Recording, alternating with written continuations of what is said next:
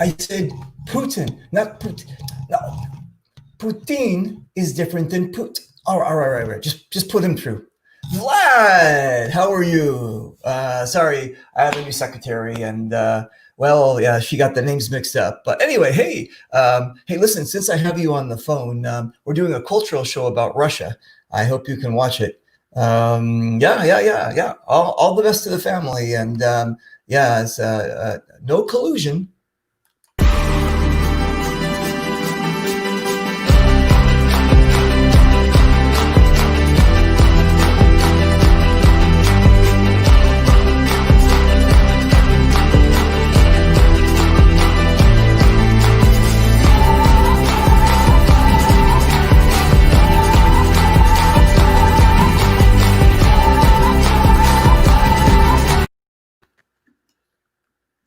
Hey, we're live. Hey, we are. Hey, Borscht, Privet, moi drug brew provolut. Until the drug, everything was fine. Yeah. What's up, brother? How are you? Pretty fantastic. Thank you so much, David. And thank you for another opportunity to have a great show with you. Because last time was amazing. I felt myself like at a real television with a fantastic group of people out there. You are amazing. Tell everybody who you are and where you're at.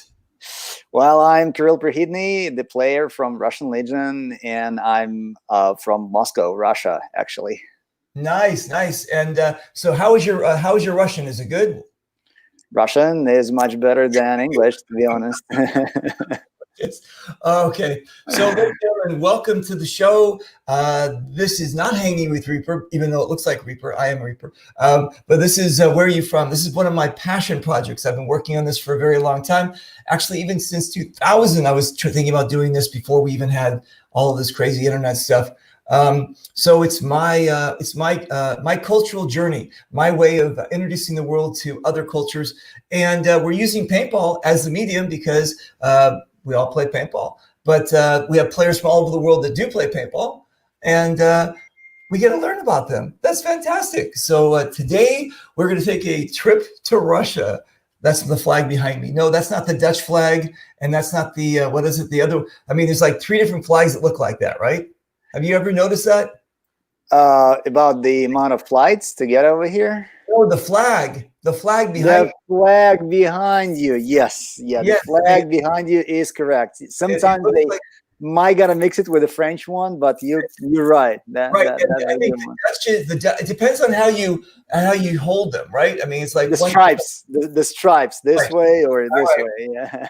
Listen, the flag that you had for the communism, that was just pure red, and then you went with the red, white, and blue. What's this? I mean, you love us, right? This is America, red, white, and blue. No, actually, to be honest, the blue that you can see over here is not the American dark blue. It's light blue, and yeah. So the real guys who take care about the flags, they know those tiny differences as real sportsmen in every type of the sport. So that's the flag from back from the 18th century or even 17th century when the first empire came out, and they created that flag of like whatever air, the blue, the water, and red. I don't know. Red is the ground. Like red is the ground. Red is the ground. I don't know why is that so, but that's the ground. Like the ground. I like it. No, I think a lot of flags, even in Quebec, they do the same thing, the blue and the white, which is symbolizes heaven and earth and stars. And it's amazing how there's like a connection to everybody. I don't know if you've ever seen, I think it's the Malaysian flag. No, what was it? They look exactly like the American flag. And they said, ours was first. And I said, I don't know. No, can't say it for sure. I don't remember the Malaysian flag. Yeah. So listen, as you know, I could be your daddy. I'm much older than you. Yeah, we found it out last time. Yeah. Exactly. But growing up in the States, I was born in 1961, and growing up in the States, we were influenced by cartoons and by like the evil empire and that kind of stuff. And we were kids, and we didn't know we were being indoctrinated, right? So when I was a kid growing up, this is who basically, I don't know if you know who I'm talking about here, but let me see here. This is who I thought the Russians were. Say the name. Boris and Natasha. No time like the president, Natasha. Did you hear what he just said? This is a cartoon from the 60s, and he said, there's no time like the president. And so, because he didn't speak English properly. So it's really weird. He's saying the president of Russia, and never mind. Anyway, that's Boris and Natasha, Boris Badenoch and Natasha Patel. We grew up with them. And if you ever watched that show, actually back in the day, their fearless leader was a German. He was like, and like, what? But we all thought they were, so that was our idea of Russians.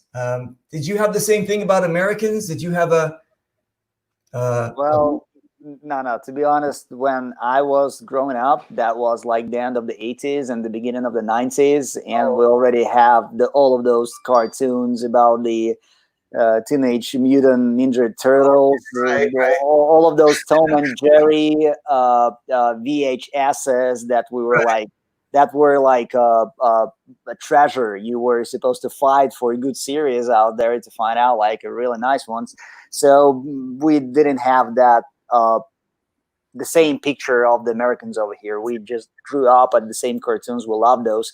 And like every Sunday at the main television, they were showing evening time some Walt Disney cartoons. And like we were like thinking that those cartoons are the best comparing to some Russian origins back at those days. Wow, dude, that's amazing. You know that those, excuse me, those cartoons were laced with subliminal messages so we could get you to go over to democracy. You know that.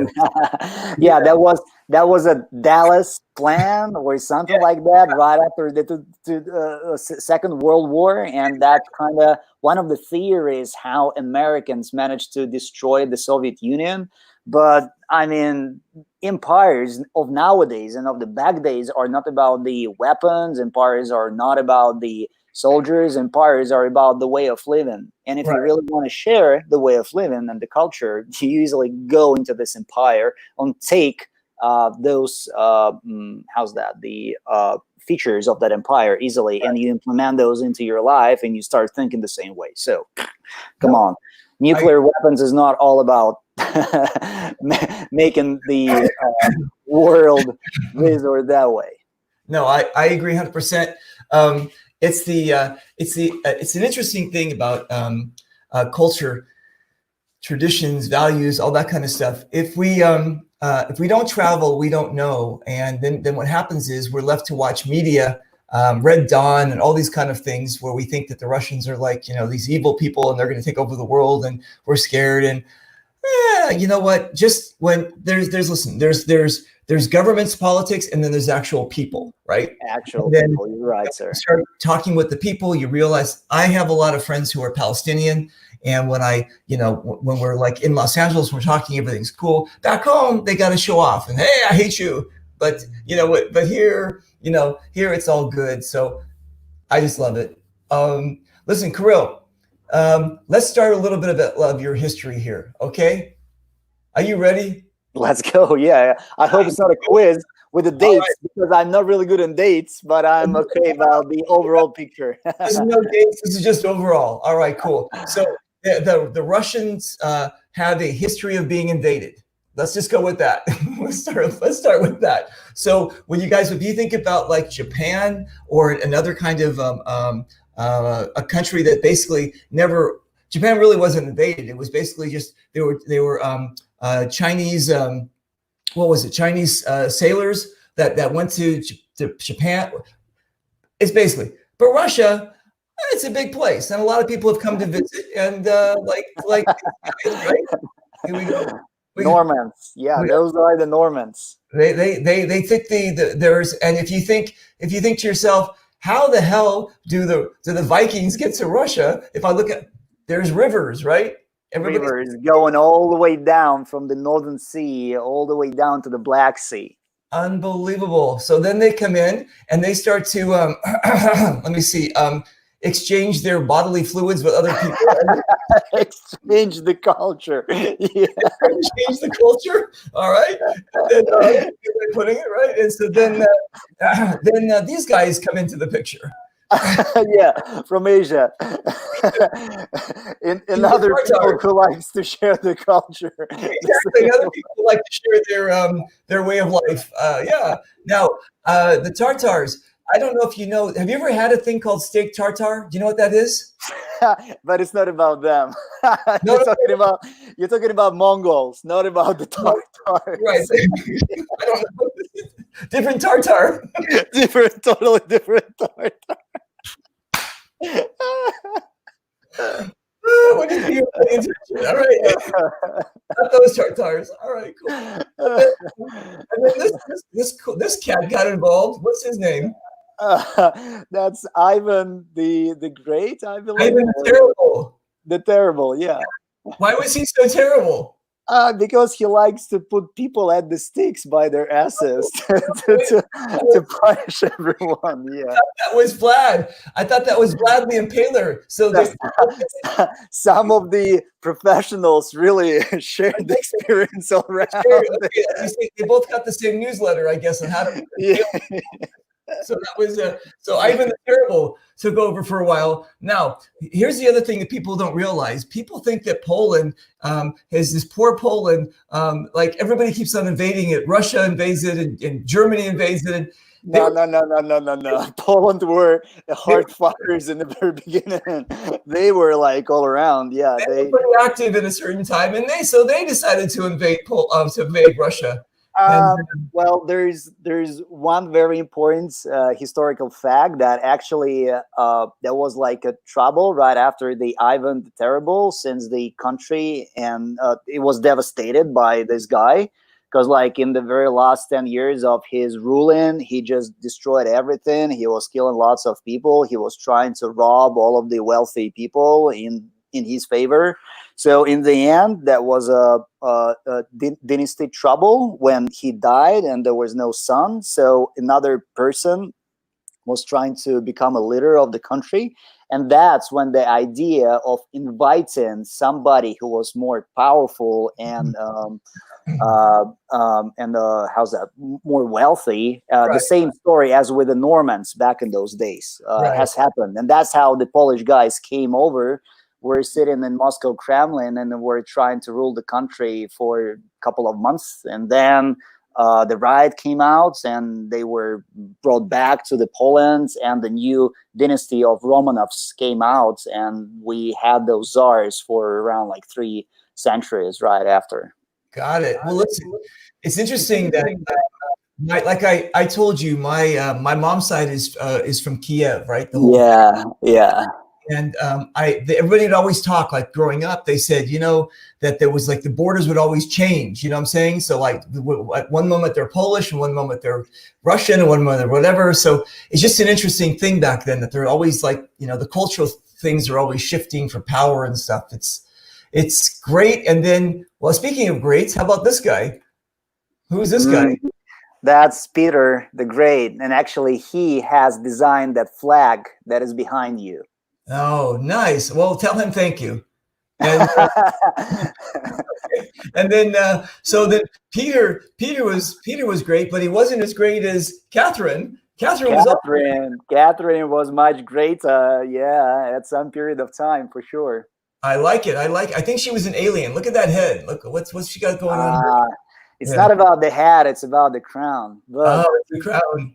To be honest, yeah, that's the crown. And actually kind of pretty funny historical moments that when you see all of those czars in those crazy suits with those crowns fulfilled with the some stones and gold and everything around those, you can't even realize that all of those people back in those days were wearing a special necklace which contains some honey inside to catch fleas, because they had they had huge troubles with fleas, and the only way to catch those motherfuckers was to carry such kind of a sticky stuff on them to attract them and stay over there. So even Catherine, even Peter, all of those guys had this trouble back of those days. No, dude, they had honey back then? Yeah. Okay, I'm just joking. That's pretty old. Wow, that's amazing. You know what? They found honey actually in the pyramids. Too, yeah, honey is as beer. It's a very old type of a product that is going together with the humanity for ages. That is fantastic. And they still ate it. They ate the honey that was in the pyramid because it doesn't go bad. Honey doesn't go bad. This dude, honey, I love you, man. All right. So then this guy that I often quote sometimes, never interrupt your enemy when he's making a mistake. Do you know who said that? Who? Yeah, this guy. He's not Russian, but he was in Russia, in Moscow. He came to invade Russia, and actually, he got all the way to the Kremlin. And yeah, he destroyed.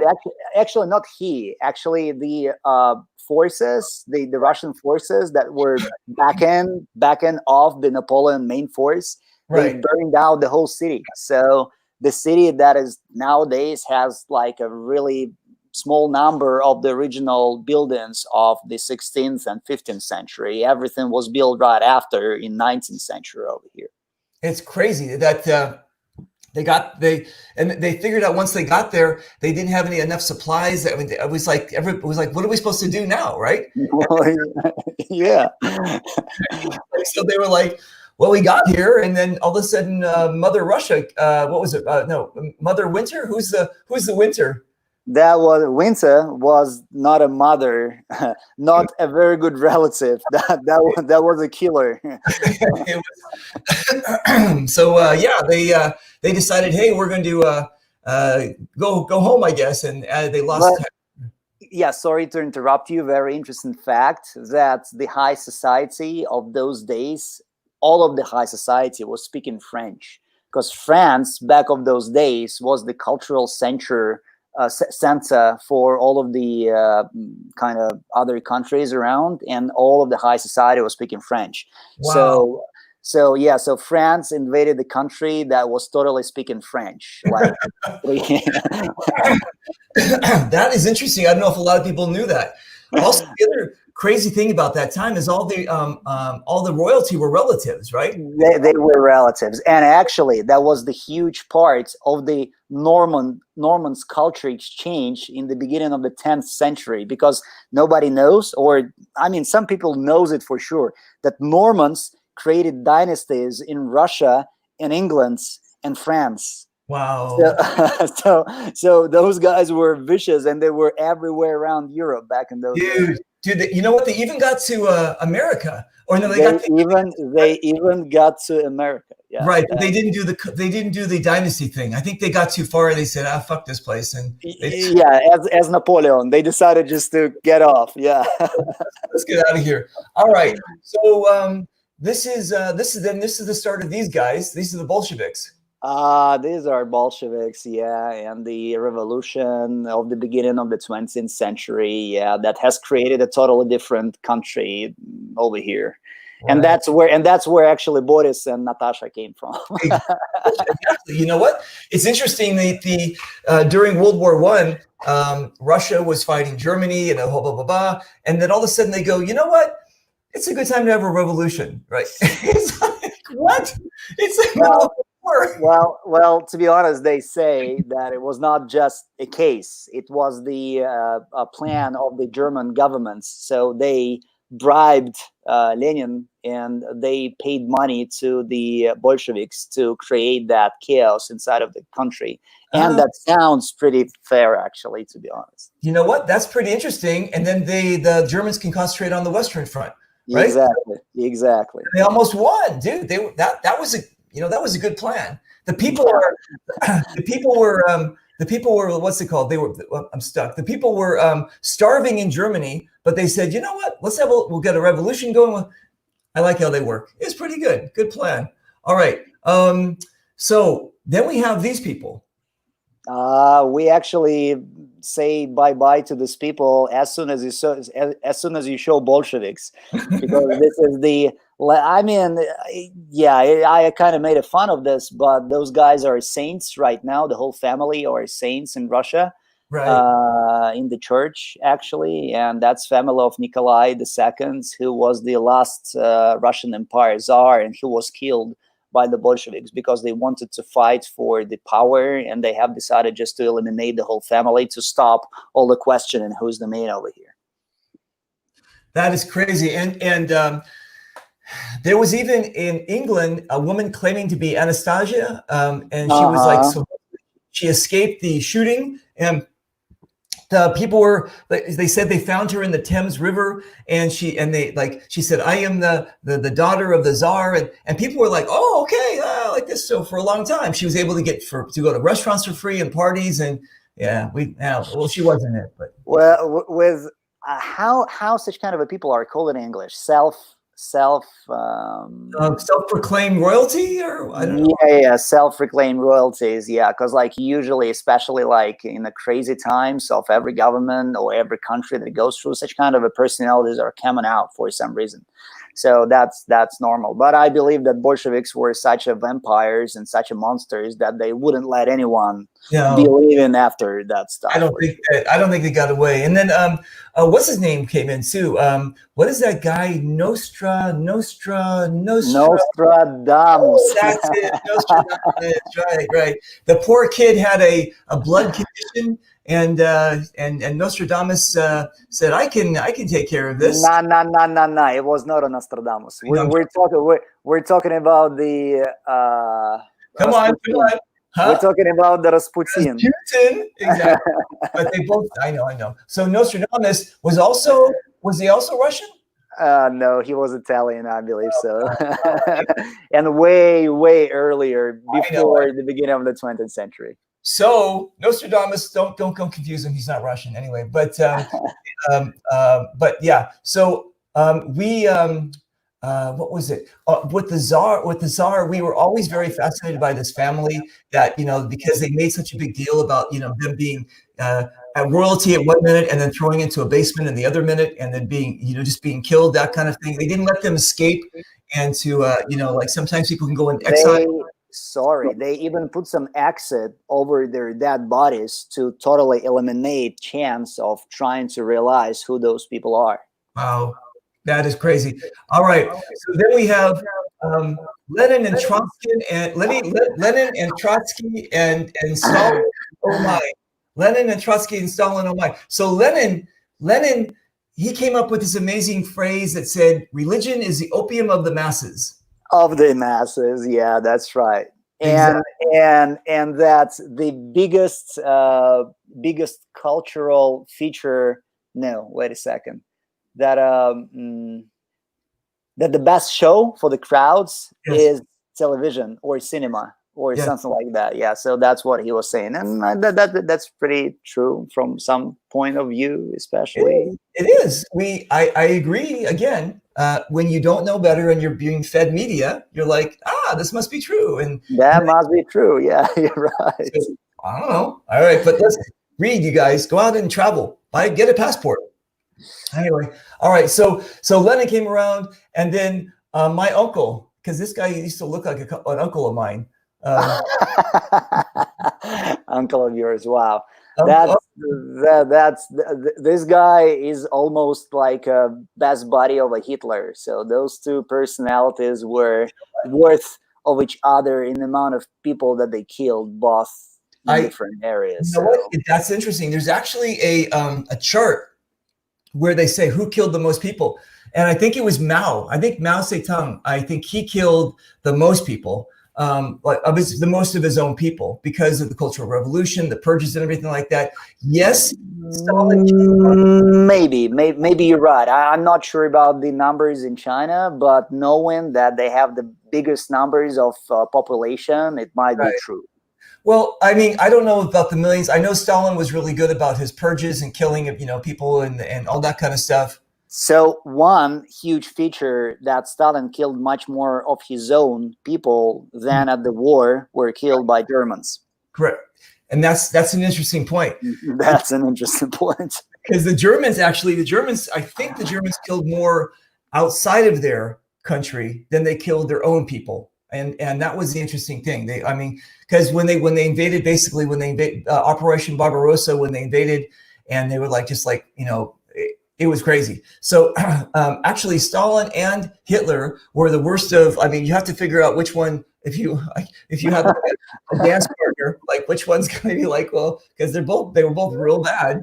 They both were real bad. Yeah, monster was supposed to kill another monster, so that's what happened. It was that. Listen, it was crazy. And listen, speaking of monsters, so apparently Hitler didn't read the Napoleon playbook because he decided he's going to invade again. Invade again. Yeah. He had no other option because actually Soviet Union together with Stalin had this plan to go all towards the Europe in the beginning of in the year 1941. So Hitler had only one chance to stop this and to kind of win the war in case of a successful first strike. So that's what he did actually. Wait. I need to do like, hang on a second. Let me see if I can do this. Hang on, here it is. Hang on a second. There we go. Breaking news. Wait. Breaking news. What are you telling us? I'm telling you that monsters always are hungry, and doesn't matter to any type of the petitions that they sign, the petitions for a peace or anything like that. They only using it for a break. So we have documents where everything is clear that Stalin was planning to attack towards Germany and Europe and conquer everything by himself. You're lying to me. Nah, I'm not lying to you. That's amazing. I didn't know that part of the story.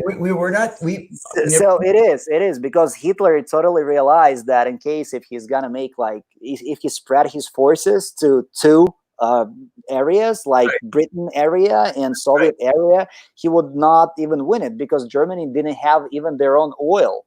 I mean, gasoline and all of that stuff. So what for to do this? But after he received such kind of the information that Russians are gathering forces on the border, he made a first strike, and that's why Russia for the first year, Soviet Union was not even fighting because all of the first of all, Stalin in between 37 and 39 killed all of the top of the general stuff because he was afraid of them to say bye-bye, bloody motherfucker. Yeah. So he decided to destroy all of those guys. So the army, there were a lot of army, but they were not well trained because all of the high ranking officers were killed, especially the high ranking officers of the Air Force. And later, all of the tanks, all of the weaponry was concentrated at the front border, and that's when Hitler struck and destroyed all of that. That's how he managed to have this Barbarossa plan almost ready to come really close to Moscow. And once again, with help of the winter, we managed to prevail it and strikes back with a huge price of people's lives. You know what? That is so crazy that when Hitler invaded Poland and then Russia invaded Poland and they divided it up, that was basically right. The Russians were basically sitting on the border of what Germany would consider, part of itself. Mm-hmm. This happened, and you're right. When they got they got the Romanians on board, so they got oil from them, and they were going for the Caucasus for more oil too. I could see the plan. I just didn't know that it was, I guess you're saying, a preemptive strike. Yeah, preventive strike. It is. Yeah, the first strike. You know what? We were never taught that in school. And the same thing with Japan. We were always taught that, we were sleeping one day and all of a sudden Japan attacked us. Nobody understood the embargoes we put on them and all the other kind of stuff and what led up to it. It's just like, we're just taught black and white.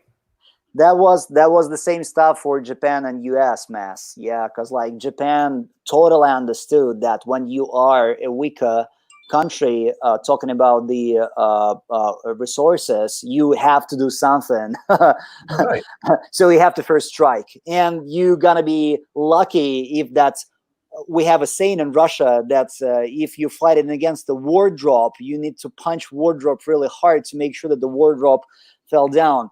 But usually wardrobes, they're coming back, and that's a question of time, which you should use this or that way after you make a first punch. Yeah, so I like that.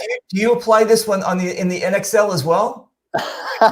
actually, yes. And to be honest, that's not really good to be in the role of a wardrobe, because all of the other teams wants to strike you first, and sometimes you have a very unpleasant surprises this way. Wow, dude, you guys listen to what he's saying. Take notes. All right. So then if you don't know what happened, we won, the American won World War II with no one else's help. Yes. So because we had G.I. Joe. Anyway, so the war happened. They invaded Berlin. They encircled Berlin. We cut up Berlin, and then this happened.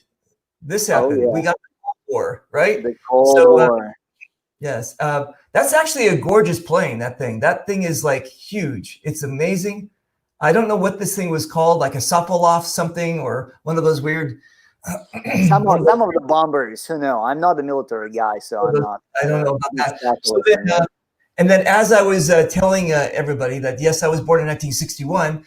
So the ironic thing is I was born August 12th, 1961, and the wall went up on August 13th, 1961. Oh, right? Wow. It went up a day after I was born. They didn't consult me because I was only like a day old. But anyway, ironic. It's the ironic thing is that it also went down in 1989. So it went up and down in my lifetime. So I was able to actually. So you were able to visit it. Wow. I was. Yeah, that was actually last year in Berlin. We were there. That's part of the. Have you been to Germany and Berlin? I have been to Germany, but mainly the western part. I've never been to the eastern Germany. It's nice. It's there's a lot of Germans there. I can't believe so. Yeah, that's really good. Yes, exactly. You're right. Yeah, I'm just joking. I love Germany. I love the Germans. Sprechen Sie Deutsch, Handy Hook, Nick Schießen. I love all that stuff. I love you guys. All right. So that's you guys. That's a little bit of a little bit of a quick history. Quick history. Which is not really important. But all of those letters, they were like. We just touched one by one about it. Russia is a huge history. It's got an amazing culture, amazing people, a lot of babushkas. It's just fantastic. So, all right. So here's what we're going to do. We're going to touch on some food, right? Let's talk about food because food is something we all have in common. We have to eat. And let me finish that fantastic history breakdown that you just made. That's sure. I really appreciate that. Like, I believe that real journalists supposed to do the same, and you are like a fan player, which is known as a Reaper. And to make this interview, you studied and you found correct pictures, and that's amazing. Like, amazing. I really appreciate that, and huge respect to you, sir. Listen, I just checked my PayPal. I sent you the money, so it's okay. Thank you. Yes, thank you for the compliment. Yes. No, listen. Before I became a celebrity, no, I've always been passionate about history and culture and people. And like I said, in 2000, I even came up with this idea. Like, I was going to do the same show, but I was going to do it in-house, like in a studio. And I was going to have people come in, and we were going to try their food and talk about their culture and that kind of stuff. And finally, with this platform, I can kind of do the same thing. And hopefully, when we get together, it is the same, sir. I mean, who cares if you have the studio or not? We can't meet each other. You can't try my food, but I can totally explain you who the Russians are and who the Russian Legion are, actually, too. So I mean that your idea is fantastic. And once again, Go Sports are supposed to hire you through the GI to create that together with Matty, because this would be a fantastic content. Okay, well, let's see. Oh, I'm stuck again. Hang on a second. After this situation is over, I'm going to get into the camera. But anyway, so here's the deal. Food, okay? So wait, unless I don't want to interrupt you as you're waxing poetically about how cool I am. So if you haven't finished, go ahead. That's it. All right. The true masterpiece is supposed to be short. Yeah, so that was short. That was short. I got it. Okay, so you guys listen. Pretty much the way I look at life and food is that there is kind of just like basic ingredients. Everybody has flour, everybody has water, everybody has seasoning, everybody has that kind of thing. And we all kind of take the meat and cheese and whatever and make our own kind of products out of it kind of thing. So kind of like if you're going to eat naan from Ethiopia or like the what was it called? Some burritos from Mexico or whatever else, we're pretty much using flour and whatever else. But it's the love that they put in, and it's the thing that they adopt to their culture, and they say, yes, this is us. And when you sit down and break bread with people, you get to learn about their culture and thing, because you're not fighting because your mouth is full and you can't yell at each other. So, but everybody are relaxed. Everybody are wealthy. everybody had a number of traditional drinks, and that's the moment when tongues are speaking. Yeah, that's right. That is 100% correct. And I listen. As far again, my mom is of the Ukrainian Russian background, so I was raised with certain things, and in my house, so I'm very aware of a lot of the foods. So I'm going to introduce some foods to our audience. You're going to tell me about this one. This is an amazing one, right? Okay. This one is amazing. That was actually, guys, I mean, you from America can't imagine this, but in the beginning of the 90s, when the Soviet Union was almost to be able to collapse, the first ever McDonald's opened in a Moscow city, and to be able to buy yourself a burger, a Coke, an ice cream, and a French fries, you were supposed to get into the line that usually takes you like around an hour and a half to be able to get yourself this magic food. Wow. So that was like a huge, amazing story during the weekend to visit a McDonald's once together with your family. And wow. I mean, yeah, I was shocked. I was in love, and that was the food that I later was always asking to bring me to during the weekend. Really? Dude, did you get a chance to try it here in the States? Of course. Okay. Did it taste the same, or? It's of course it tastes the same, and McDonald's are able to create that fantastic franchise. And if you haven't seen a movie, The Founder, you're supposed to check it out, because like they explain the story like in a fantastic way. It's almost the same good as the Last Dance series from Netflix about Michael Jordan and Chicago Bulls. I mean, that's a great story. The Founder was a great story. I'm going to watch it again. Michael Keaton, yeah, exactly. The Batman, the very first Batman, not the very first. He was one of the Batmans from a big screen. Yeah, the big screen Batman. I'm Batman. Yes, I know. Okay. So, all right. So enough joking around about that kind of stuff. Let's actually get into the traditional foods. All right. So this one I've had before. Oops, I'm sorry. Yeah, the Burger King is they came out not so long ago. They are in Russia like for around 6 or 7 years. They jumped up like in the very last moment to the train to be able to sell something over here. Are they doing good? No. They are. McDonald's is still the best burger place, like a fast food place, and Burger King is attracting to themselves right now with the huge discounts. Sometimes you can get like 2 Whoppers in a price of a 1 Whopper. Seriously? All right. Seriously, that's the way how they're living right now over here. Dude, that's crazy. Okay, so are there commercials on TV for McDonald's and Burger King? McDonald's, yes. Burger King, no. Burger King. So Burger King is like the stepchild no one talks about. I got it. Yeah. And in case if like there is no McDonald's around, people gonna say, okay, I have to go to Burger King then. There's no line for Burger King, right? Exactly. No line. All right, I got it. All right. So tell me about this. That's a number of traditional, soups, some dishes as salads, and some great potatoes and dumplings, but which are fulfilled not with meat, but with some cottage cheese and sometimes potatoes, sometimes Yeah, this ones. Sometimes sweet cherry, so on and so forth. Yeah, and actually it's kind of more Ukrainian, the one that you're showing right now. So what do you call this Chinese food? It's it's not a Chinese food, because like for the Chinese dumplings, you use always like some type of a black sauce. There you could see sour cream and sour cream. I'm sorry. I'm sorry. I would have like made a mistake because of the sauces. Ooh. They look the same. All right. How about this one? Yeah, that's pirogi, pies. Yeah, fantastic.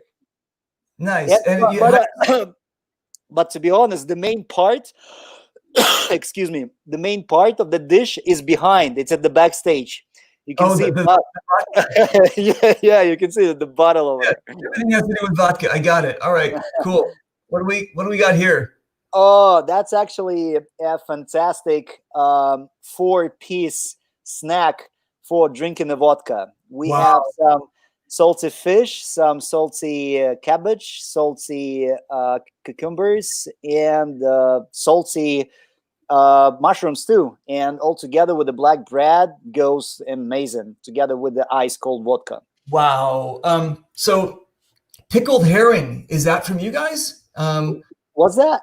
It's called pickled herring. It's herring. This is like the fish, and it's called pickled herring, and it's really nice. It's in a jar, and it's really either fish, but it's fantastic. I love it. What is this one here?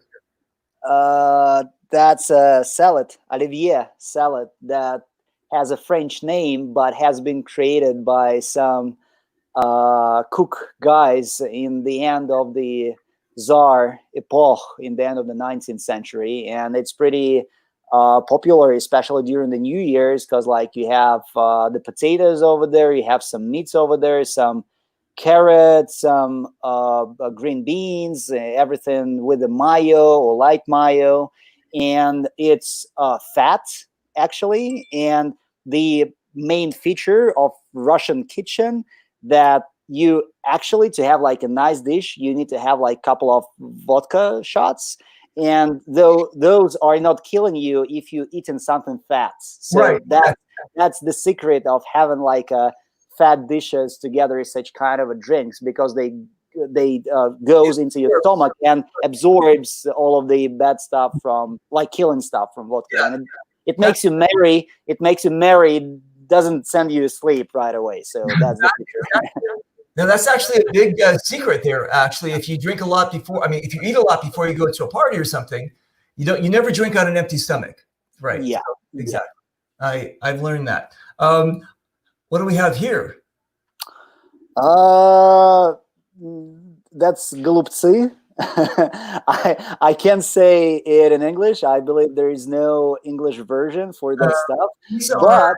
But that's a cabbage leaf. Yeah, which is filled with some meat and with some tomato sauce over it. So you put it into the oven, and in the end, it comes pretty nice and interesting. It's not the. How do you call it? Stuffed cabbage. Stuffed cabbage. Yeah. Yeah. Logical stuff. That's the English language. Everything is logical. You have a cabbage that is stuffed. It's a stuffed cabbage. Yes, that's like saying our water is wet. Yes, we know that. Exactly. All right. So I grew up with this. Actually, I grew up with two different kind of soups. One was this, and the other one is called shav. Have you heard of shav? Shav is shav is a spinach, a cold spinach soup. Have you ever had that? It's a spinach soup, but it's cold. It goes together with an egg, with a chicken egg. No, boiled chicken egg. Exactly. Right. Yeah. So I love shav, and I love this one. That's borscht. Yeah. Yes, it's borscht. Now this is beet borscht, you guys. This is a beet. This is basically a beet soup, and you serve it cold or hot, and it has sour cream in the middle, and it's just it's fantastic because beets are actually really good for you. And It's fantastic, and I usually eat something together with it. Sometimes it's really good to have the black bread together with the salo. You know what salo Yes, is? and let me guess, and some vodka. Yes, exactly. And some vodka, yeah. And in the end, it's just amazing. And Nice. like comparing to the U.S. Kitchen, for example, there is in Russian culture in kitchen, soups are a huge part because they came from the tradition of a simple people. Because like usually nowadays, the most popular dishes are the dishes of a simple people who were able to get as many as many pieces together as is possible and make something all together out of them. Right. And that's how mm, uh, the French frog came from, right? The French pigeon came from. Uh, some German food came from, together with the beer, because beer was a drink of a poor people. The Switzerland melted cheese, where you need to uh, Right. fondue. That's Fondue, the fondue, how it is called. fondue. So borscht and other soups were the food of a poor peasants who were placing all of the pieces of this dish together into the jar. They were putting it into the oven in the very morning and went over to the fields to work. And then they came after the long and hard day by the evening time, and the soup was ready and they were eating it. It was fluid. It was fat all at the same time, like fulfilled with different with different uh, Ingredients? not I'm trying to say there are fruits and there is a different type of the green stuff. How's that called in English? Like the turnips, the No. I'm talking about the whole group of I don't know, just call them greens. Like, greens. Yeah. I don't know. You got the bread, then you got Greens. Yeah. Greens inside. Yeah. It usually had vegetable. vegetables. Exactly. Oh Vegetables. wait. Oh Yeah. yeah. Very good. Yeah, you forgot the word vegetable. All right. Sorry. Greens So it was healthy, easy to absorb, and pretty good to have after the long day of working. So that's why soups are a very important part of our kitchen over here. Nice. I like it. What is this thing? I believe that's Olivier again, but that's the Olivier from the fancy restaurant. So you can prepare it this way for yourself to make a form of it and have it in a pretty nice way. Is this a Christmas dish? That's a Christmas dish, yeah. Okay, that's amazing. All right, let's get some comments. People are dying to talk to you, so hold on a second, and then we're going to talk some more culture. We have a hello from Alabama. Martello, hey Marta, this is from this is from England. Hello, From England. Tracy, how are you? Legends, nice. Mario, we got Mario from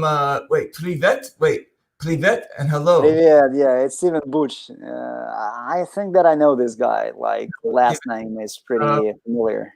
Nice. We've got Portugal. Hello, Portugal. How are you? Yeah. Adam Lang from the East Coast. Hey, what's up, Adam Lang?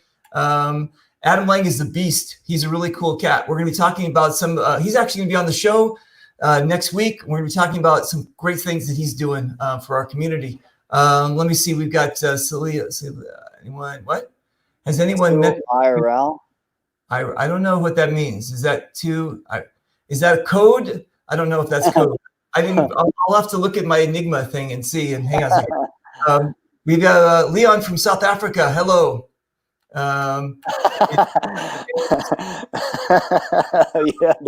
Yeah, that's a cool one. We've got James.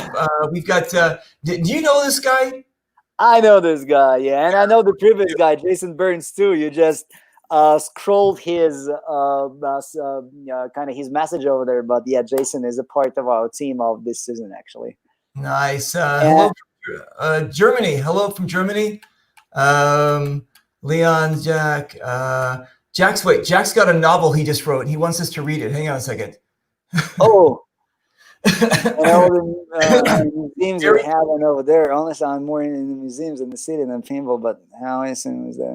Museums, the city, and crazy paintball event. Yeah, actually, yeah, yeah. Gary is actually the only one of the Americans who visited Moscow and Russia a couple of times together with his family, and they really had like some really nice time over here, visiting different parks and museums. Because, like, as David is truly speaking, we have like a big history and culture. So museums are amazing, and you can find a fantastic pieces of art in history over there.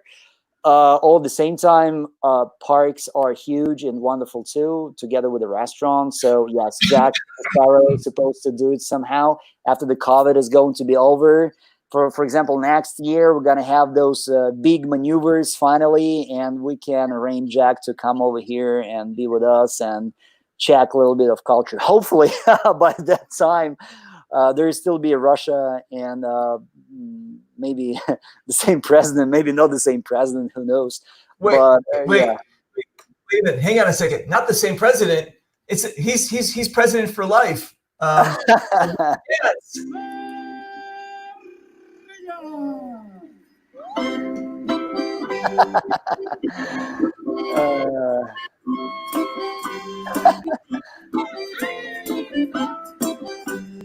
This is my favorite song.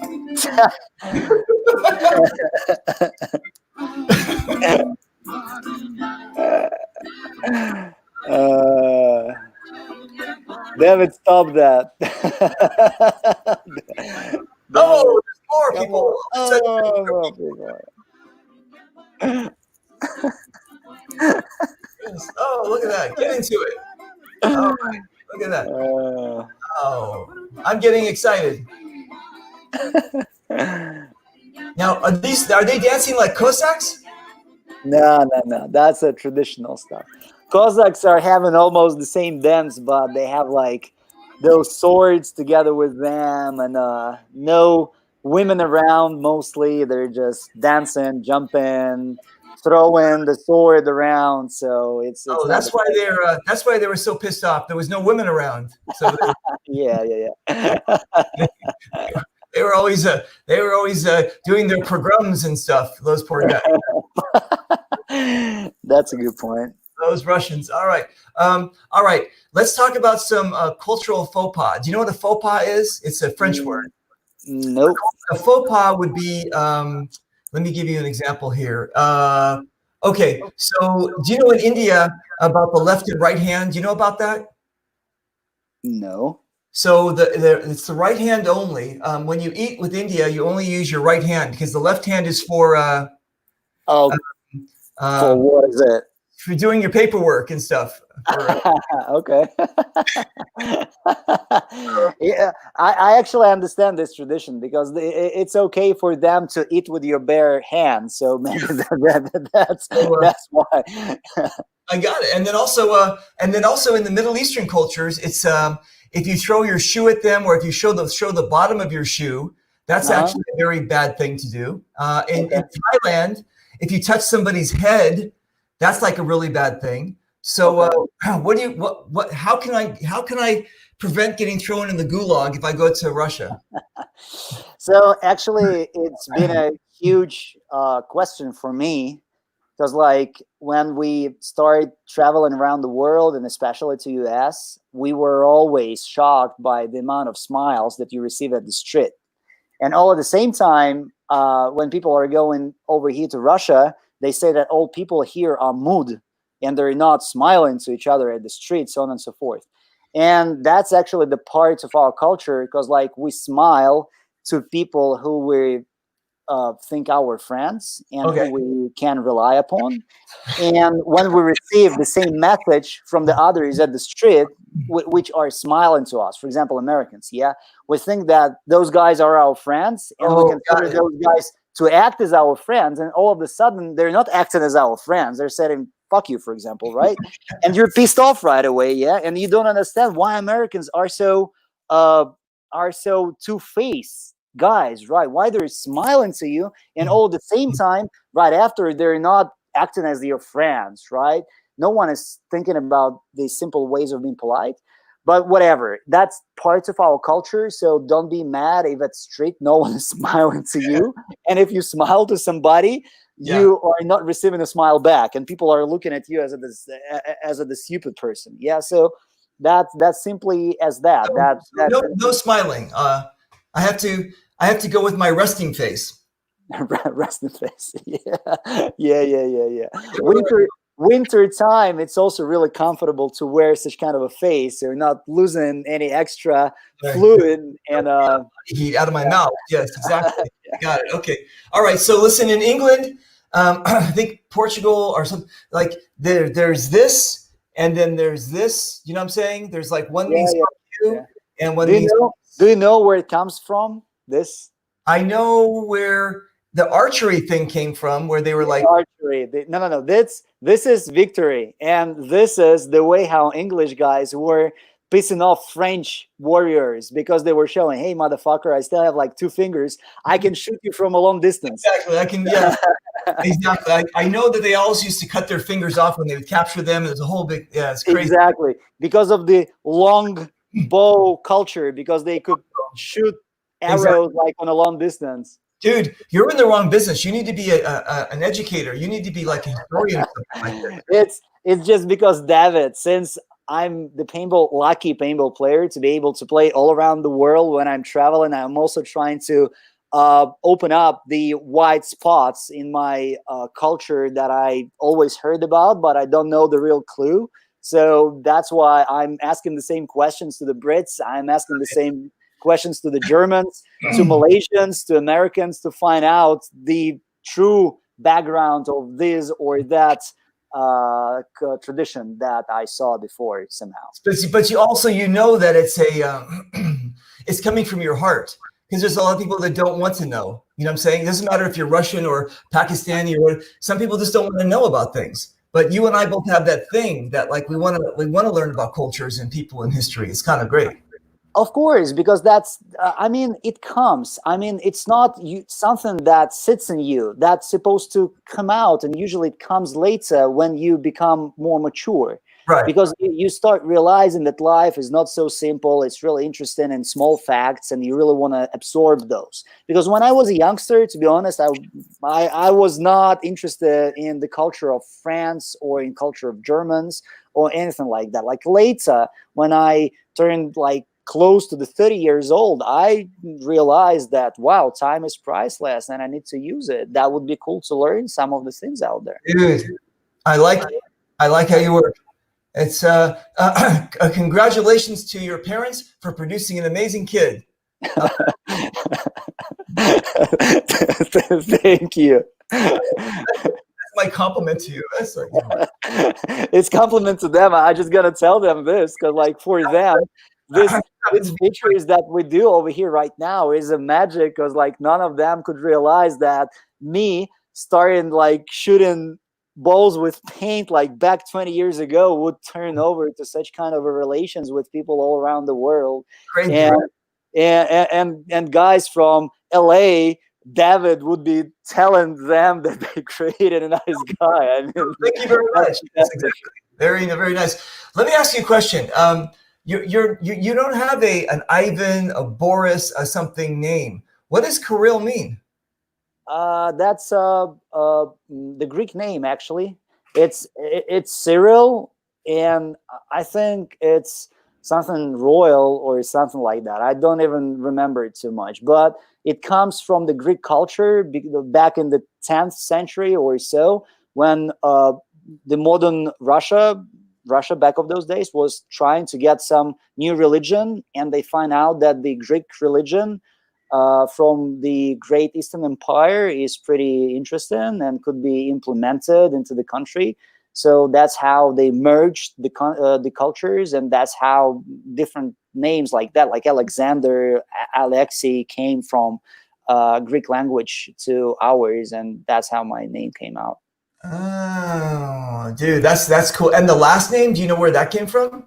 I believe that's actually Ukrainian, and it's kind of a variation to somebody who likes to enter somewhere. It's Really? like, yeah, if you rephrase it sounds exactly like that. Because, like, for example, to enter in Russian sounds as приходить, and my last name is Prihidni, so it sounds like pretty similar. I'm fascinated by, again, culture, people, language, where things come from. I'm fascinated by where languages are developed and how they branch off and that kind of thing. That people get mad that we're changing the American, or the language is just constantly changing and stuff. But what I try to do is, for certain languages, like with yours or something, I can write it out phonetically, privit, right? And I can do that. But when I started looking at the language, I'm like, who the hell puts numbers in their language? Look at this. Right? And there's why. And then just when you think you got it going, they throw you at, I mean, am I supposed to do math? What the hell is this? It's like, I can't, look, these guys look the same. Like, what kind of language is that? It doesn't make any sense. Even some letters are looking fascinating, to be honest. Yeah. Oh my God. So for people that need to know that there are different language groups that were founded in certain countries, and I believe that American and English language kind of came more from Latin language group, and Russian language came more from the Greek language group, which came out from, that was earlier than the Latin, that Roman Empire. So these are two different language groups, and letters are, if you check out the Greek letters, you'll see that there's a lot of cooperation in between those two. It's interesting. Can you, is there any, like, if you were reading Greek? Nah. It's not happening. It's not happening like that. You're not going to see. The only thing that I might gonna hear is some words in Ukrainian language. Interesting. Okay, cool. What you guys, I don't know if you know that the Ukraine, they call it the Ukraine, or is it just Ukraine? Ukraine. The Ukraine, or just Ukraine? Because they call it the Hague, and now they're calling it the Netherlands, right? So I'm just saying, I didn't know if it was the Ukraine, or just Ukraine. Let's just call it Ukraine. So Ukraine, I mean, because we don't say the Russia, right. so we just say Russia. So some people do put the for something, and I'm like, what? Why are you putting like? Anyway, so what happened was that the Ukrainians and the Russians, if you didn't know, they are separate people. But the language can be kind of almost close, or you can like actually, I think the Ukrainians. Okay, so Sweden at one time, it was the Kingdom of Sweden, and they dominated Norway and Finland. They basically, so a lot of these people can actually understand Swedish, but the Swedish can't understand them. So the Ukrainians can understand Russian, but you can't, but the Russians can't understand. We both can understand ourselves in case if you really want to find a connection, because some of the words sounds really familiar, but some of the Ukrainian words are totally different from Russian. And that's the factor of the history, because in the beginning, Kiev, which is the capital city of Ukraine, was the heart for the Slavs country that was appearing back in those days. Right. So the original language was Slavic, but later, due to the historical changes, Ukraine were more into the cooperation with Poland and with the Western world. Yeah. And Russia was more like with the eastern parts and with the Mongols. Yeah. So that's how our language was enriched by the Mongols language and came back after. And the Ukrainian language, with the beginning of the Slavs language, came after to get together after the being enriched with the Poland and Latvia and other. Wow. So that's how originally Slavic, but after that centuries of cultural exchange, it became to be a little bit different. Yeah, that's amazing. Yeah, that's amazing. And let me tell you what, like, for example, that our letters are looking crazy, but check out Chinese letters, dude. Korean letters, or Japanese letters. Yeah. So if Japanese person would speak to a Chinese or Korean person, they will not have a chance to understand each other. But if they write each other their Right. their symbols, they would easily understand each other. So that's also plays a part. I agree 100%. I think that when you look at the, I'm not a linguistic person or anything, but when you look at the Chinese or the Korean has a little, they have like a bunch of circles and things and like people standing by a house and something. I don't know. I always lose, but basically the Chinese and Japanese are really kind of close. And I'm like, you guys are the same people pretty much. I mean, you just have and that's just like they are not.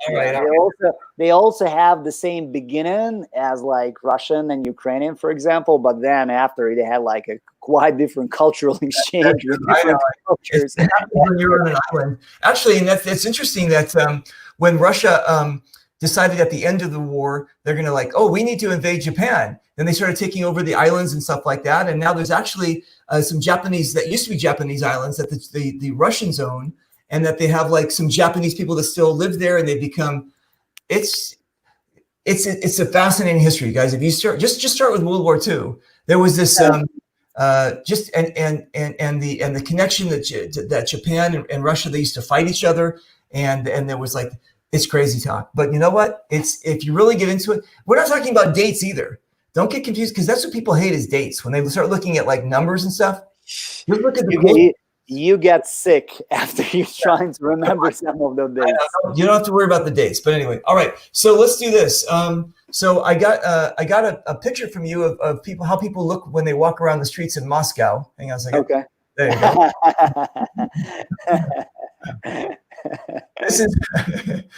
This is well, that's partly true because like we in our club in Russian Legion, we've had lots of foreigners like from Britain, like Dan Masco, like Mika Huttunen from Finland, like Shalo Almeida from Brazil. And all of those guys were saying that Russian women are super beautiful. And that's partly true because later when I had a chance to visit other countries, I really realized that so especially Americans, you guys are hiding your beautiful ladies somewhere. It's impossible to find someone outside of the street. Are you shopping at Walmart? Is that why? From the Beverly Hills. Go to Beverly Hills. Seriously. Because we always say that everything that's not bolted down slides down to California. So all these people, all the beautiful people from all their different towns, like they were beauty queens and beauty kings in all their different towns. They came to Los Angeles to become something. So our town is full of these people that now work in the valley. We call it. I'm just joking. Well, that's an inside joke to people that understand the adult entertainment industry is basically is in the valley. What? That was totally my idea because at some period of time, I thought that all of those girls, they're just working there under the contracts of not trying to walk out anywhere. Yeah. Like exactly. that industry is kind of collecting them and hiding them. And that's it. Yeah, you're right. These beauty queens that are coming from Nebraska and Arkansas and Oklahoma, and then they get in line at the casting calls here in Los Angeles, and they're like, "There's 1 million of us. What am I supposed to do?" Right? So they go and they work someplace else, but they're still in the movie business. They can still tell their parents, "I'm in the movie business." So that's all. All right. No, it's crazy, but it's true. What are you gonna do? All right. Looks like it is true. Yeah, it's true. Hey, and now with the internet, they can stay at home. They don't have to. They don't have to go. They can just work from home. Never mind. All right. Never mind. Yeah. All right. So let's talk more about your beautiful clothes here. What do we got here? That's a traditional dress, and probably some of the traditional kids organization that are making some singing and probably dancing. And that's one of the most popular things to give your kids to, especially when you live outside of the big cities. I mean, at least your kids are doing something out there. Yeah. So usually such kind of a traditional organizations are everywhere, and your kids are pretty much packed with some type of activity. And even my wife had a chance to do the same back in her childhood before. Yeah, so it's pretty fun. Nice. This camera is locking up too much, but anyway, it doesn't matter. Listen, so your uncle sent me a picture of himself. Hang on a second. There we go. No, that's those are the Cossacks. Is that a Cossack? Yeah, that's a Cossack. It's you. Okay, so tell everybody what a Cossack is, because we keep on mentioning it. Well, originally Cossacks are the warriors from Ukraine. Yeah, the warrior society, the Cossacks. Right. And since they were living at the no one's land in between Poland and Russia, because Ukraine was not a government back in those times, they were kind of a separate culture with their own language. And I actually remember it right now that their language was almost Russian, but since the majority of those guys were peasants who left their masters and they were under the criminal law pursuit, yeah, they were going into that no man's land, and they were creating their own language. Thus, the spies from the empire could understand what they're talking about. Nice. So they're the original.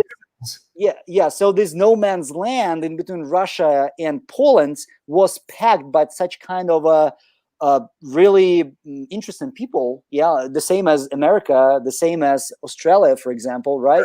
And in the end, some of them created the Ukrainian, and some of them stayed at the Russian territory, controlling the borders. So they were the military force that was helping the Tsar to control the borders out from Tatars, from Turks, from anybody else. And that's how nowadays we have this word, the Cossack. Yeah, in simple words, this is the warrior that is free from any master, and he's not from Ukraine now, because in Ukraine also some Cossacks, but they are not so popular anymore. Dude, see again, amazing history, you guys. This guy is super fantastic. You're in the wrong business, brother.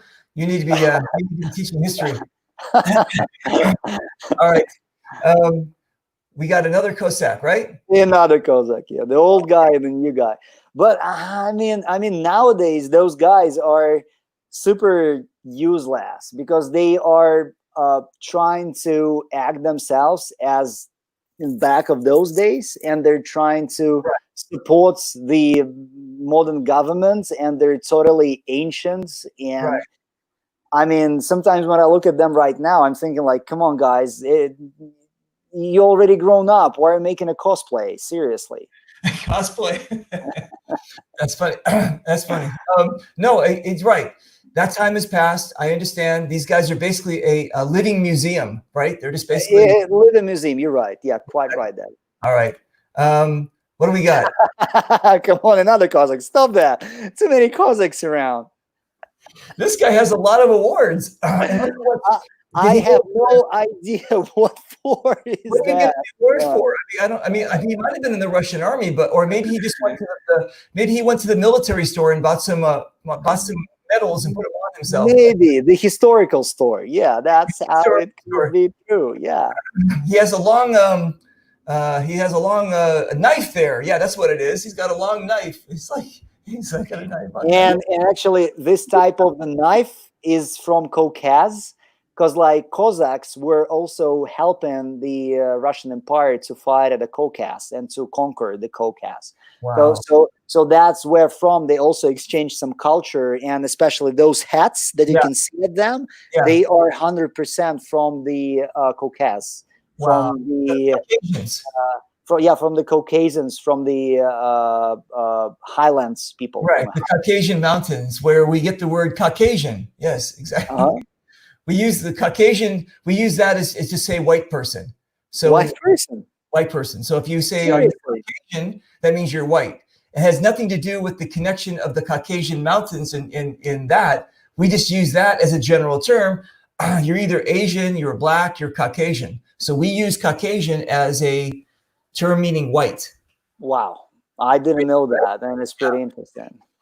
I don't know. I just we're both learning here. Fantastic. Yay. Yes, exactly. From the Caucasus region. Anyway, no, I don't. Anyway, listen.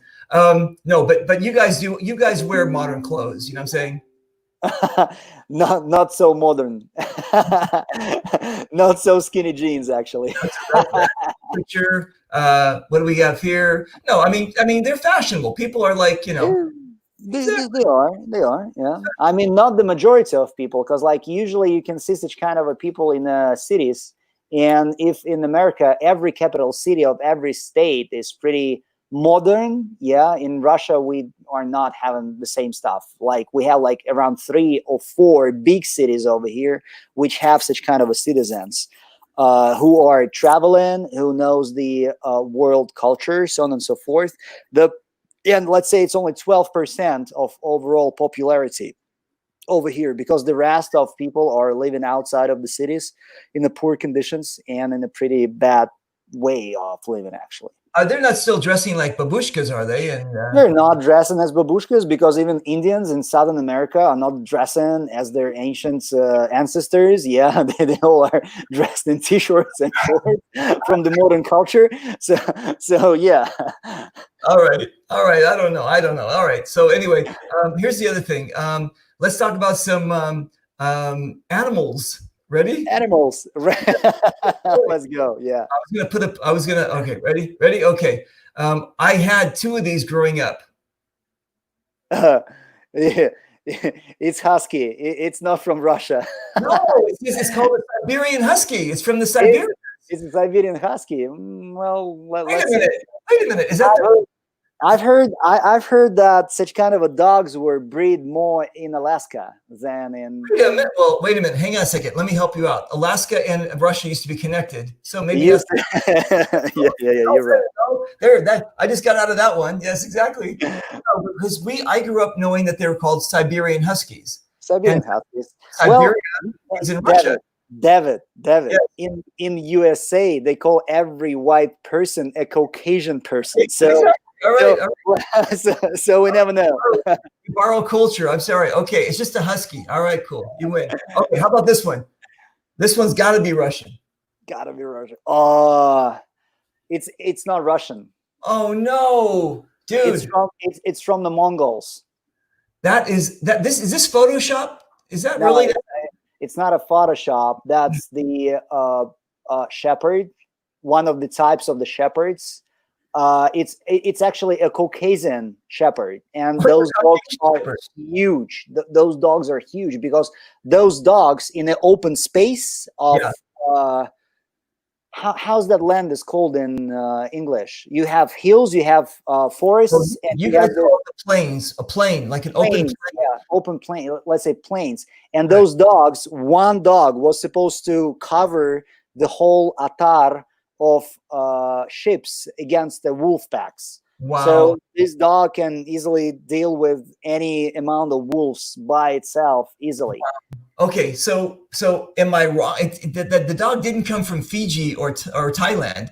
I mean, it's of that area, though. That's what they said, that both the husky and the Caucasian dog are from, Russian uses them or has them or connects them. It's like something. There's like, that's a cultural exchange, David. I mean, they were not breeded in original Russian part. They came from like the north, which was not Russia before. Okay. They came from the Mongols.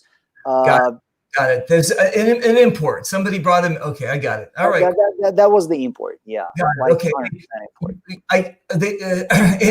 It's not like they went to the mall and they bought them at the store. They kind of like were brought. Okay, I got it. All right, cool. All right. How about this? Let's talk about some traditions for a minute. All right. So we got our Santa Claus from I think Germany, and Germany. Mm-hmm. And then German, let me see. And then Holland, they have Santa Claus, and they have all these things. You got this guy. Who's this guy? Are you sure? Are you sure it's not Russian? It's kind of Russian. They said that was Russian. No. It's a Mongolian guy. I believe the same Ded Moroz, how we call this guy. That's the grand. That's Dad Frost or something. Granddad Frost. Yeah, right. let's call it this way. But this guy is kind of more Mongolian with the style of his dress, because like the Russian Russian Ded Moroz is kind of having like a red coat also, like easier hat on him. I've seen that guy. Okay, and then because I thought this guy, he's doing pretty well with the chicks. I mean, he's doing really good. Yeah, that's Ded Moroz. Yeah, that's him. And this is his granddaughter, which is granddaughter. I thought something else. I just thought that he was getting like the girls loved him or something like that. Right. That's more for a valley business, David. Oh, I got it. Okay, cool. I got it. All right. So your biggest holiday, though, is not Christmas; it's Easter, right? The Greek Orthodox holiday, the normal holiday for everyone is kind of more still the New Year's. It's not a Christmas; it's a New Year, right? Because we have, I mean, in US, everything is kind of more connected. Church and normal governments and normal people, standard. I don't remember this word in English, but you usually have the part in the government that is of common people and the church people. So this thing's kind of more merged in the US right now. In Russia, they are disconnected for some period of time. And we have a New Year's, not a Christmas, as the biggest holiday. But Easter, for the people who really believe in God and who really visits church and all of that stuff, yes, Easter is one of the biggest holidays for those people. Easter. Okay, I got it. So do you have anything? Do you have 4th of July, or do you have Thanksgiving, or do you have any other? We have a 9th of May holiday, this day of the victory over the Germans, when the Reichstag was taken and the petition about like finishing the war was signed.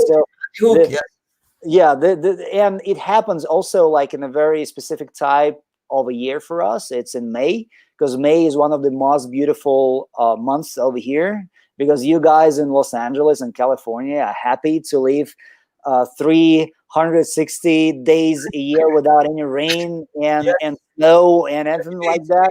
Yes. Over here we have a circle of life every year, and May is the beautiful part, which overs the winter time and starts summertime. Everything is fresh, everything is beautiful, and we celebrate the great victory. Nice.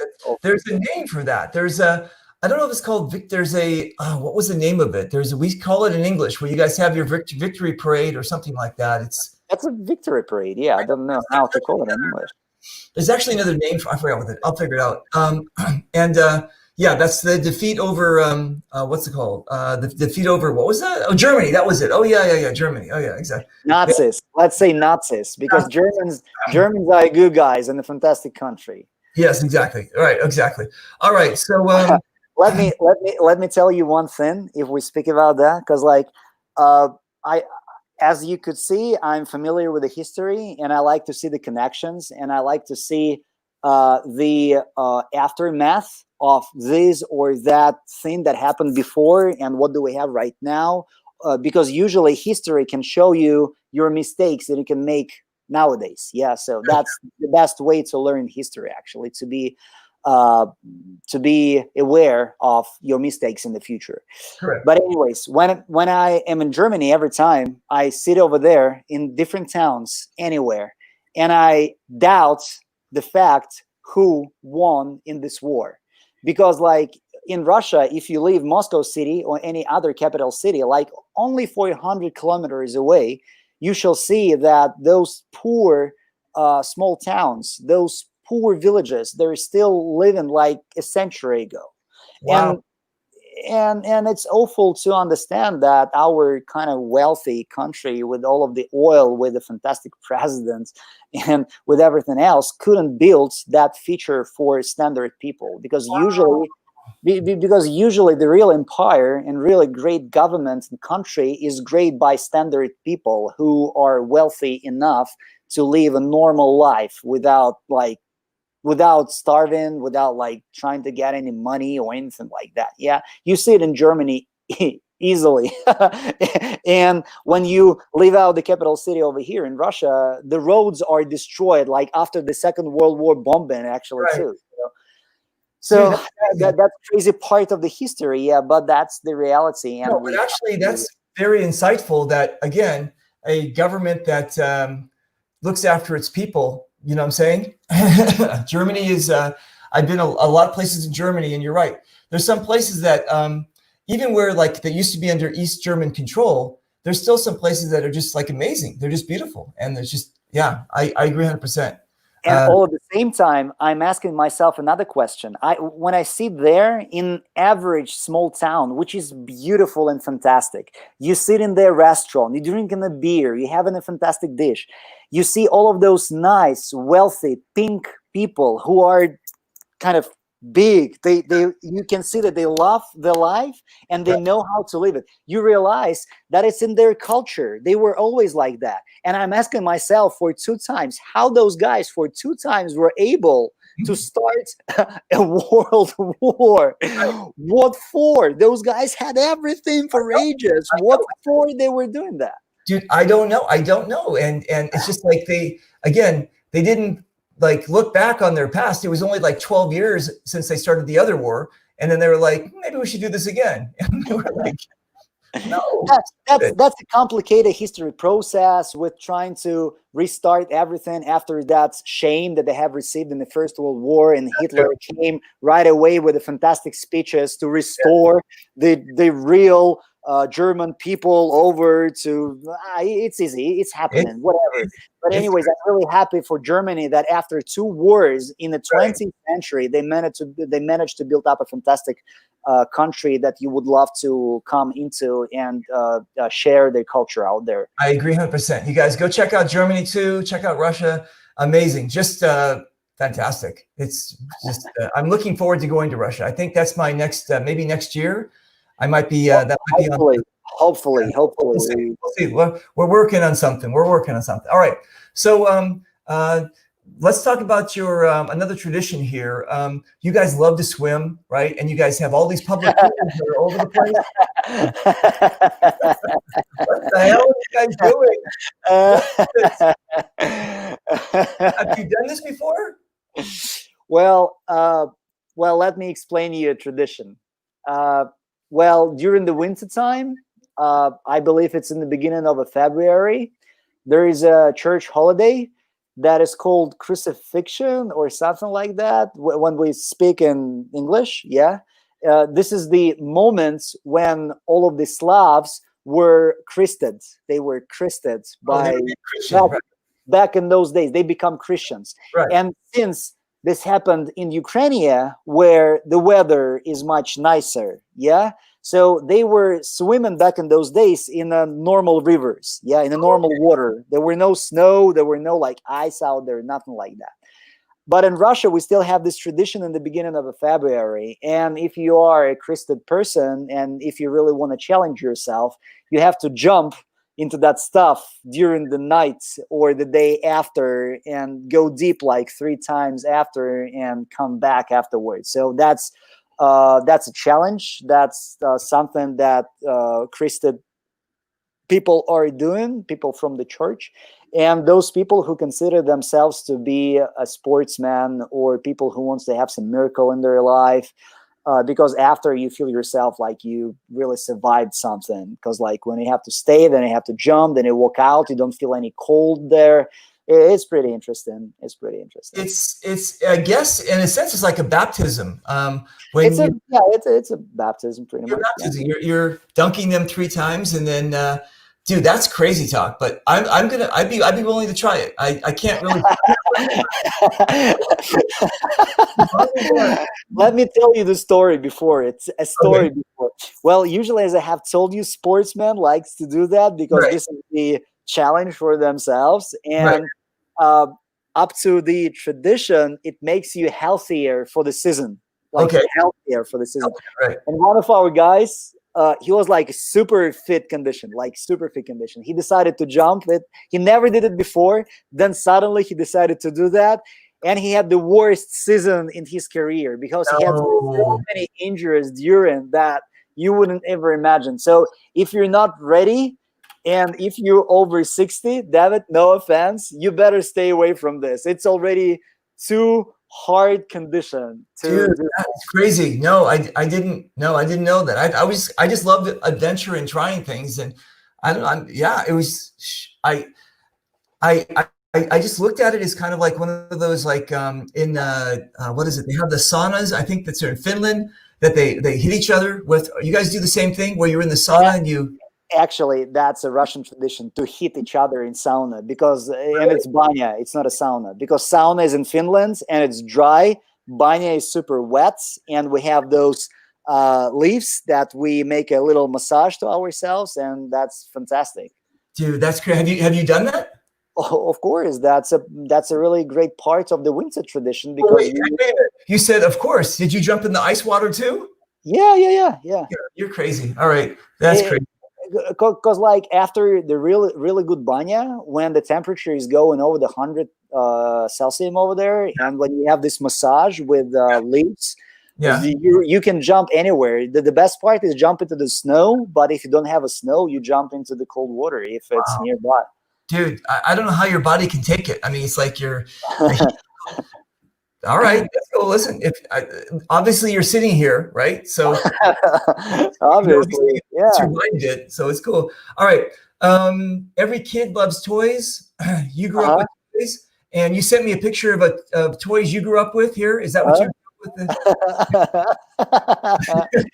grew up with? Those are matryoshkas, and they actually came from Japan by the Mongols into our culture because that is their traditional wooden doll to play with, and Russia made it a cultural piece and a cultural part of our country. And actually, mom of my wife is one of the best painters for those matryoshkas, and she's really good in that, and she paints those and she sells those all around the world, and those are pretty beautiful. So the Mongols got it from Japan. They invaded your country and they gave you some DNA and some toys. Yeah. Exactly. Okay, I got it. That's amazing. I didn't know that. That's like spaghetti. Spaghetti came from China, right? Yeah. And then the Italians go, no, we made it. Marco Polo brought it. You got it. All right. Okay. Is this traditional Russian? Yeah. That's actually a toy because, like, if you pull those strings, you can see the strings. The cock and the fox are moving, so that's one of the most popular traditional for the kids if you want to give something traditional for your kid. So you got him such kind of a toy. Yeah. Nice, dude. That's amazing. That is just fantastic. Excuse me. I'm joking. All right. Joking. So, we're talking for hour and 30 minutes, and 30 minutes. No one had any drinks, so it's not a big deal. Yeah, we're gonna be choking. I'm gonna drink. I have my you having a drink. Yeah. My Christmas cup. See, my cup is all Christmas. How do excuse me? How do I say cheers? In Russian? Yeah. На здоровье. What? На здоровье. На здоровье? Здоровье. Whatever. It means for your health. Excuse me, for my health. My health. All right. Listen, I think we've covered a lot of culture. I think we've covered a lot of things about Russia, especially, excuse me, especially if you didn't know anything about Russia at all. You got kind of a little history lesson.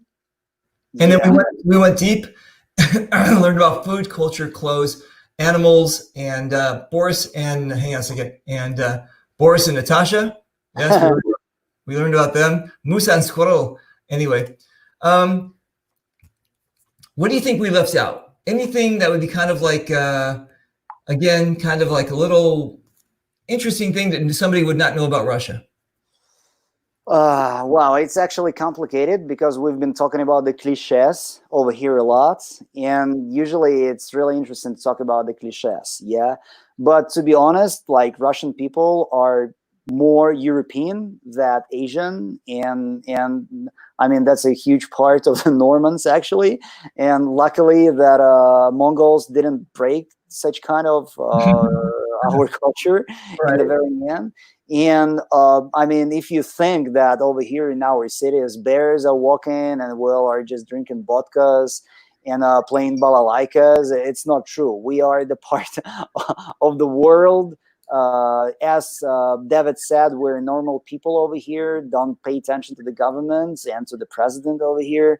We just the same as you guys, and we love to be integrated into the world culture and to exchange the best parts of our culture over here.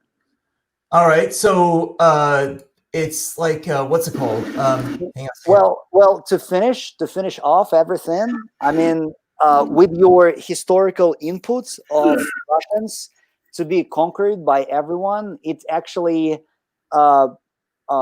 creates our mind condition, and that's how we. When you thinking about Russians, you're thinking about us as is about like stoic personalities, people who can handle everything, like win a Second World War or something like that. It's partly true. That's part of our DNA being forged by centuries of different cultural exchanges from different parts of the world. So, and Russian Legion is kind of showing what we are really in the game of paintball. I think it's cool. I think what's cool about, again, even with the Russian Legion and stuff, you get a lot of people who are not Russian, obviously, on the team. And you're like, not now. Huh? Not now. No, are you serious? Not now? Not now. We have only Jason Burns. That's the only American who lives in Russia. What's it called? I thought you guys had a lot of the, transplants or something in there. I guess you don't.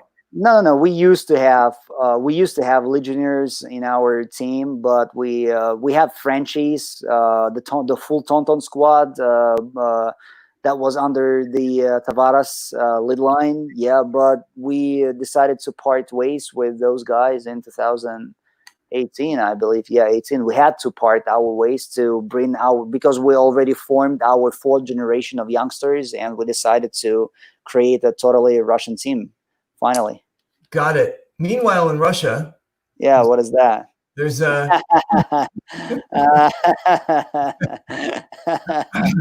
Russian videos are just killing me all the time. This yeah, it's when you don't have a tractor, because like Americans are lucky to have like a huge trucks with trunks, and for Russia it's too expensive, so that's why farmers are bringing their animals anywhere they can. So yeah, you can sometimes see this. You can just, guys, I'm sure you've Googled the Russian videos about these the road rage and everything like that. Yeah, dude, it's crazy. That is crazy. You guys get away with it. So okay, you guys, so listen, go get your passport up to date, get some visas, get whatever you need to do, go visit them, go hang out at Kirill's house. He'll let you crash at his place. You don't have to worry about being thrown in the gulag. Don't worry about all that stuff. And, yeah, and actually another part about Russia, that Russians and Russian government especially, they were always really liked the foreigners and the foreign specialists, because always the foreigners for Russians were the better than the original Russian person. So don't be afraid of coming over here. You'll be loved by everyone, because like Russians really like some foreigners that come over here, because you have this magic around you guys, and everybody gonna be like, wow, you're from US, or like, wow, you're from France, and you gotta have this wow effect for sure. Dude, you are getting like, you're blowing this thing up. There's a guy from Sweden. Look what he says about you. Dude, listen, I'm telling you, man. You are it's probably because I told that Normans exchanged their culture not only with Slavs, but also with the Brits and French people. Dude, I'm telling you, man, you have got it going on as far as like history is concerned, the knowledge. It's been a fantastic yet short journey to Russia with you, and to understand all of your what makes you. And that's the kind of like the idea behind the show is kind of this cultural show that when I interview or talk with people, there's a reason that you are you. You know what I'm saying? Like if I were to interview a person from, if I were to interview a person that's Thai that actually it grew up in Sweden, it's not really the same. They're like their families from Thailand and they immigrated, right? So, but if I interview actually, it's kind of like when they do what is it? The Miss World pageant, right? Like this. Yeah. Yeah. Okay. Well, to me, when I grew up, if it was a girl from Sweden and she was representing Miss World, it was blonde hair, blue eyes. Miss Japan was Japan. Now, because we're all mixed up, there might actually be a black lady who might be representing Miss Japan because she was, you know what I'm saying? So I like to try to talk to the people who like you, who are, like connected to their country all the way through so we can get the real deal, with the history and with the real input from the inside of the country and culture and all the history. Provided not only this history lesson about everything, but again, this amazing, look at this camera, this amazing friendly face that is also like part of our paintball community, extremely knowledgeable, but also you're very friendly. You have a really nice resting face. You don't have like not a mean face. That's due to the American culture exchange for 20 years since now. Kind of a little bit about the smile and kind of a little bit, so you're between cultures here, right? Is that what all right, you guys, listen, I hope like you, I have learned a lot. I know Kirill has learned that now when he goes to America, he's going to call people Caucasian and say, hey, you're Caucasian, and like he's going to get punched anyway. Yeah, because I thought before that I need to call all the white people in America just the rednecks. Now I know that I need to call them. Okay, exactly. Don't do that. But you guys, listen. I hope you enjoyed our little cultural exchange. We've got some more shows coming up. We have some people from, we have a Vietnamese show. We have a Persian show. We have a French show, Russian. We got a lot of shows coming up. So listen, I hope you guys enjoyed it. I sure did. I've been really looking forward to doing this. And so that's it. We're just stick to the program, guys. David is doing a fantastic work, believe me. Like later, such kind of the video chats and video programs gonna be a standard for the Paintball Society, believe me. I think so. Okay, you guys, listen. So until then, Kirill, hang out. Don't just stay in the green room. Don't leave. But guys, I just need to know, where are you from?